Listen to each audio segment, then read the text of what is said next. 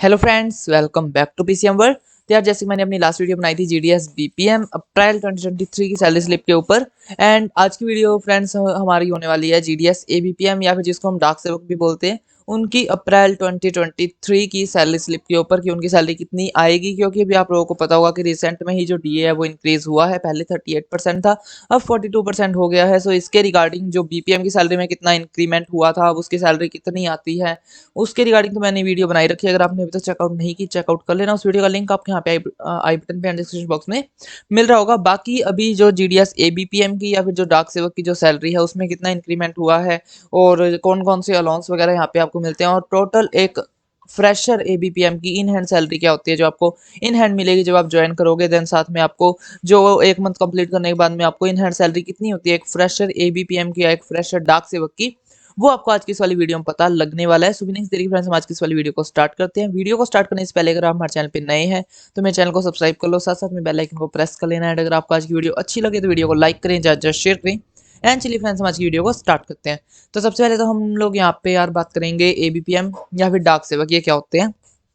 तो जो भी मतलब एबीपीएम जो बीओ में सिलेक्ट होते हैं या फिर जो बीओ में काम करते हैं उनको हम जीडीएस एबीपीएम बोलते हैं। एंड जो भी एबीपीएम किसी एसओ में या हेड ऑफिस में काम करते हैं एज ए एबीपीएम या फिर ऐसे मतलब as a MD, as a MC, उनको डाक सेवक बोला जाता है। जो भी बीओ में काम करता है, जो मैनेजर है, जो मतलब अपर पोस्ट में होता है, वो है बीपीएम ब्रांच पोस्ट मास्टर। उससे नीचे होता है ABPM assistant branch post master. But जो एसओ में काम करते हैं as a MD, as a MC, उनको डाक सेवक बोला जाता है। या फिर अगर काफ़ी हेड ऑफिस में भी ऐसे जो मतलब जीडीएस है वो लगे होते हैं, जो चिट्ठी वगैरह का, मेल डिलीवरी का, मेल कैरियर का काम करते हैं, उनको भी डाक सेवक ही बोला जाता है। और चाहे आप एबीपीएम हो चाहे आप डाक सेवक हो, तो दोनों का ही बेसिक पे जो है वो सेम रहता है, जो कि 10,000 रुपीज़ होता है। एंड आपको जो भी अलाउंस है वो आपको सेम मिलते हैं, चाहे आप एक एबीपीएम हो चाहे आप एक डाक सेवक हो।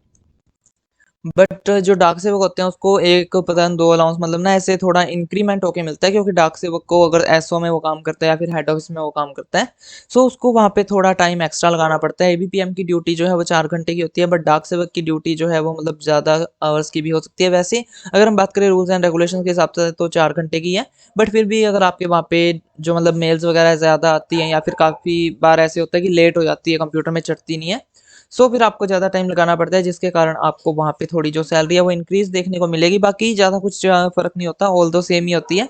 तो अगर अभी हम यहाँ पे पहले बात कर लेते हैं अर्निंग्स की, तो यहाँ पे आपका जो बेसिक पे रहता है वो रहता है 10,000 रुपीज़, चाहे आप जीडीएस एबीपीएम हो चाहे आप डाक सेवक हो। एंड आपके ऊपर अभी जो आपके बेसिक पे के ऊपर जो आपका डियरनेस अलाउंस लगेगा वो आपका 42% होगा।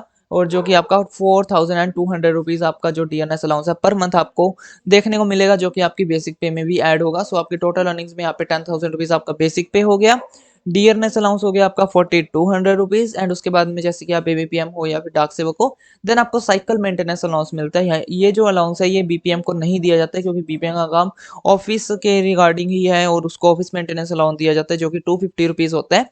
बट यहाँ पे आप एबीपीएम हो, क्योंकि आपको चिट्ठी वगैरह बांटनी होती है, लेके आनी होती है, सो आपको यहाँ पे साइकिल मेंटेनेंस अलाउंस दिया जाता है, जो कि 180 रुपीज़ पर मंथ आपको मिलते हैं। एंड इसमें मतलब अगर आप बीपीएम प्लस एबीपीएम इकट्ठा काम कर रहे हो तो यहाँ पे आपको कंबाइंड ड्यूटी अलाउंस भी देखने को मिलेगा। एंड साथ के साथ में अगर आप एबीपीएम हो प्लस बीपीएम का काम कर रहे हो तब आपको स्टेशनरी चार्जेस भी देखने को मिलेंगे, जो कि 25 रुपीज़ मतलब ऐसे कुछ होते हैं पर मंथ। एंड अगर आप बीपीएम हो प्लस एबीपीएम काम कर रहे हो तब भी आपको कंबाइंड ड्यूटी अलाउंस देखने को मिलेगा। एंड साथ के साथ में फिर आपको साइकिल मेंटेनेंस अलाउंस भी देखने को मिलेगा, जो कि 180 रुपीज़ है ही। तो अगर हम यहाँ पे एक जीडीएस एबीपीएम की, जो कि सिर्फ और सिर्फ एबीपीएम का ही काम करता है और फ्रेशर है, यानी कि अभी उसकी ज्वाइनिंग हुई है, अभी उसकी ज्वाइनिंग हुए 1 साल नहीं हुआ है, क्योंकि आपको पता होगा कि जब 1 साल हो जाता है ज्वाइनिंग हुए तो आपकी 3% जो बेसिक पे है वो इंक्रीज हो जाती है। एंड एज इट इज़ आपकी हर साल जो है 3% जो बेसिक पे है वो इंक्रीज होती है। एंड जो डीए है वो तो आपको पता ही होगा कि वो साल में 2 बार बढ़ता है, एक बार अभी जनवरी में बढ़ चुका है एंड एक बार अब जुलाई में बढ़ेगा।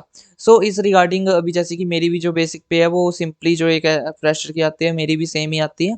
सो अगर आप एक फ्रेशर एबीपीएम हो जिसको भी लगे वो 1 साल नहीं हुआ है, तो आपका बेसिक पे 10,000 रुपीज़ ही रहेगा। एंड अगर हम यहाँ पे एक फ्रेशर एबीपीएम की टोटल अर्निंग्स की बात करें तो यहाँ पे आपकी टोटल अर्निंग्स हो जाती है 14,380 रुपीज़, यानी कि 14,380 रुपये आपकी टोटल यहाँ पे अर्निंग्स हो जाती है। एंड इसमें से आपके कुछ फिक्स डिडक्शंस होते हैं, जो कि आपके यहाँ पे सैलरी में से डिडक्ट होते ही होते हैं। तो ये होते हैं CGGIS डिडक्शंस। इसका फुल फॉर्म होता है central government employ group insurance scheme. तो ये आपके 50 रुपीज़ फिक्स डिडक्शंस है, ये आपके हर एक महीने कट होंगे होंगे अगर आप ऐसे सोचो, या फिर बोलो कि हमने ये कट नहीं करवाने हैं तब भी आपके होंगे। मतलब यार ये फिक्स्ड है, ये कोई ऐसे नहीं है, ऑप्शनल नहीं है, कंपलसरी है, ये आपके हर एक महीने डिडक्ट होंगे ही होंगे। और इसमें ग्रुप इंश्योरेंस स्कीम का मतलब ये है कि इसमें ना थोड़ा बहुत जैसे कि इंश्योरेंस हो जाता है, जैसे कि ईएसआई की जो मतलब सर्विस है वो हमको प्रोवाइड नहीं करवाई जाती, बट यहाँ पे कुछ ऐसे हो जाता है कि अगर आपके हेल्थ से रिलेटेड कोई इशू हो गया तो गवर्नमेंट आपको आपके मतलब हेल्थ को ठीक करने के लिए जो आपका पूरा खर्चा लगा वो तो खैर नहीं देगी, बट कुछ लिमिटेशंस होती हैं कि अगर आपके हाथ पाँव ऐसे खराब हो गए तो आपको 10,000 मिलेगा, 20,000 मिलेगा। अगर आपकी किसी कारणवश एक्सीडेंटल मौत हो जाती है, डेथ हो जाती है वगैरह वगैरह, मतलब ऐसे करके अगर कुछ हो जाता है, अगर मिस हैपनिंग कुछ हो जाती है तो कुछ लिमिटेशंस है कि आपको 50,000 रुपीज़ मिलेंगे, 20,000 रुपीज़ मिलेंगे, 10,000 रुपीज़ मिलेंगे। सो एज इट इज़ कुछ लिमिटेशंस के अंदर यहाँ पे आपको जो इंश्योरेंस है वो प्रोवाइड करवाया जाता है, only just 50 rupees per month के बेसिस के ऊपर। तो अगर आपने उसके बाद में अगर आपने कुछ मतलब पीएलआई और आरपीएलआई वगैरह नहीं करवा रखी है, अगर आपके इंस्पेक्टर ने नहीं की है, आपने नहीं करवा रखी है कोई पीएलआई आरपीएलआई वगैरह, या फिर कोई अगर आपने यूनियन वगैरह ज्वाइन नहीं कर रखी है, किसी भी तरीके की कोई एसोसिएशन ज्वाइन नहीं कर रखी है, और अगर आपके यार इसके अलावा मतलब कोई और डिडक्शंस नहीं है आपके पीएलआई आरपीएलआई और यूनियंस वगैरह, सो आपके ओनली 50 रुपीज़ आपके पर मंथ सैलरी में से डिडक्ट होंगे एंड टोटल डिडक्शंस आपकी यहाँ पे हो जाएगी 50 रुपीज़। अभी अगर हम यहाँ पे बात करें टोटल अर्निंग्स में से टोटल डिडक्शंस को माइनस करके, सो आपकी टोटल जो इन हैंड सैलरी है वो आपको 14,330 रुपये यानी कि 14,330 रुपीज़ आपको देखने को मिलेगी। आपकी टोटल इन हैंड सैलरी एक फ्रेशर एबीपीएम की इन हैंड सैलरी है। अगर आप अभी साइकिल 5 के कैंडिडेट हो, अगर आप साइकिल 5 के जीडीएस कैंडिडेट हो और अभी आपकी ज्वाइनिंग होने वाली है या हो चुकी है, देन आपको इतनी जो सैलरी है वो आपको अपने पर मंथ देखने को मिलेगी। आपके हर एक महीने इतनी अभी सैलरी आएगी जब तक डीए इंक्रीज नहीं हो जाता। बाकी अगर आप सीडीए कर रहे हो यानी कंबाइंड ड्यूटी कर रहे हो तो आपको कंबाइंड ड्यूटी अलाउंस भी मिलेगा। अगर आप एबीपीएम हो प्लस बीपीएम काम कर रहे हो देन आपको 2340 रुपये एक्स्ट्रा सीडीए देखने को मिलता है। अगर आप बीपीएम हो प्लस आप एबीपीएम का काम कर रहे हो as a MD only mail deliver कर रहे हो तो आपको 1170 देखने को मिलेंगे। एंड अगर आप एमसी का भी काम कर रहे हो, मतलब एसओ से डाक लेके भी आते हो उसको बांटते भी और प्लस बीपीएम का भी काम कर रहे हो, देन आपको 2340 रुपये अपने जो पर मंथ है कंबाइंड ड्यूटी अलाउंस वो देखने को मिलेंगे। एंड अगर एक जीडीएस एबीपीएम की फ्रेशर जो इन हैंड सैलरी है वो है 14,330 रुपये, और एक जीडीएस बीपीएम की फ्रेशर इन हैंड सैलरी कितनी है उसके ऊपर मैंने वीडियो बना रखी है, लिंक डिस्क्रिप्शन बॉक्स में आपको मिल रहा होगा, वहाँ पे जरूर से चेकआउट कर लेना। एंड अगर हम बात करें लास्ट मंथ की सैलरी की तो आपकी यहाँ पे लास्ट मंथ जो सैलरी थी वो 13,930 के अराउंड थी, क्योंकि अभी आपका जैसे कि यहाँ पे 4% जो डीएनएस अलाउंस है वो इंक्रीज हो चुका है। सो यहाँ पे सीधा डायरेक्ट अगर हम बात करें 400 रुपीज़ पर मंथ जो एबीपीएम की सैलरी है वो इंक्रीज हुई है, एंड 480 रुपीज़ पर मंथ जो जीडीएस बीपीएम की जो सैलरी है वो इंक्रीज हुई है, क्योंकि 4% के हिसाब से जो आपका बेसिक पे है 10,000 रुपीज़ उसके ऊपर 400 का इंक्रीमेंट हुआ है, एंड जो बीपीएम का होता है बेसिक पे 12,000 रुपीज़ उसके ऊपर 4% यानी कि 480 रुपीज़ का इंक्रीमेंट हुआ है। सो आपकी यहाँ पे 400 रुपीज़ पर मंथ की जो सैलरी है वो इंक्रीज हो चुकी है। एंड अभी जो डीए है वो दोबारा जुलाई में इंक्रीज होगा, सो कितना इंक्रीज होगा वो आगे देखने में मतलब पता लगेगा। एंड उसके बाद में अगर अभी हम बात कर लें थोड़ी सी साइकिल 5 के कैंडिडेट्स के लिए, सो यार जितने भी आप मतलब कैंडिडेट हो जिनका कि सेकंड शॉर्ट लिस्ट में सिलेक्शन हुआ था उनको अभी तक सेकंड डॉक्यूमेंट वेरिफिकेशन के लिए कोई भी इंटीमेशन लेटर वगैरह रिसीव नहीं हो रहा है। सो आप लोगों को बहुत जल्दी रिसीव हो जाएगा, 5 से 6 मई तक आपको वो जो अपना मतलब इंटीमेशन लेटर वो रिसीव हो जाएगा। बाकी यार इसके ऊपर एक सेपरेट वीडियो आएगी, बहुत जल्दी आएगी।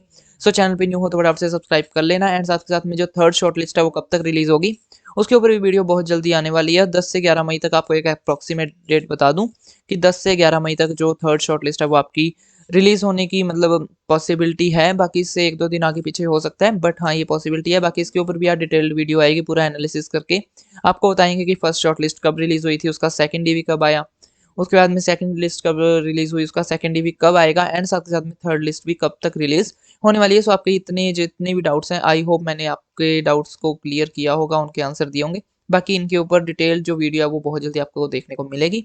बाकी फ्रेंड्स हम आज की इस वाली वीडियो को इतना ही रखते हैं। अगर आपको आज की वीडियो अच्छी लगी हो तो वीडियो को लाइक करें, जस्ट शेयर करें, एंड अगर आपने अभी तक मेरे चैनल को सब्सक्राइब नहीं किया तो फटाफट से मेरे चैनल को सब्सक्राइब कर लो, साथ साथ में बेल आइकन को प्रेस कर लेना। मैं मिलता हूँ आपसे नेक्स्ट वीडियो में। Thanks for watching.